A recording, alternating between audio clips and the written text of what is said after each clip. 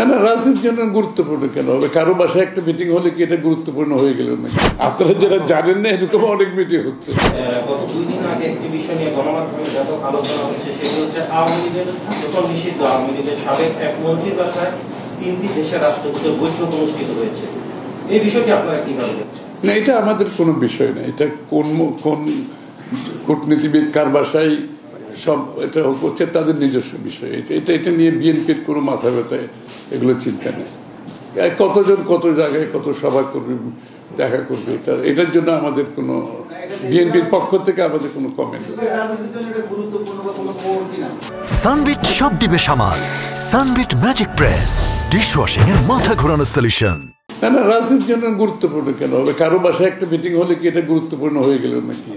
রাজনীতি এত সহজ ব্যাপার নাকি যে কারো বাসায় একটা মিটিং করলাম আর রাজনীতির মধ্যে একটা পরিবর্তন ঘটে গেল? বাংলা রাজনীতি এত সহজ কোনো বিষয় নাই। এইরকম আপনারা যেটা শুনছেন, আমরা শুনছেন না, অনেক মিটিং হচ্ছে। আপনারা যারা জানেন না, এরকম অনেক মিটিং হচ্ছে। তো এটাতে কিছু আসে যায় না রাজনীতিতে। ওরা প্রাইভেটলি গেছে, ওরা নাকি ফ্ল্যাগও ইউজ করে নেই ওই দিন। যাই হোক, এনিওয়ে, আমি এগুলোর কোনো গুরুত্ব নেই আমাদের কাছে। আমাদের গুরুত্ব হচ্ছে আগামীর বাংলাদেশে একটা গণতান্ত্রিক অর্ডার ফিরিয়ে আনবো এবং আপনার ভরসা নির্ভরশীলতা থাকবে জনগণের উপর।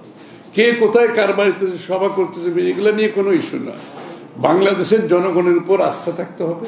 বাংলাদেশের জনগণ কি চায় সেটাই হচ্ছে আমাদের জন্য গুরুত্বপূর্ণ। সানবিট সব দিবে সামাল। সানবিট ম্যাজিক প্রেস ডিশওয়াশিং এর মাথা ঘোরানো সলিউশন।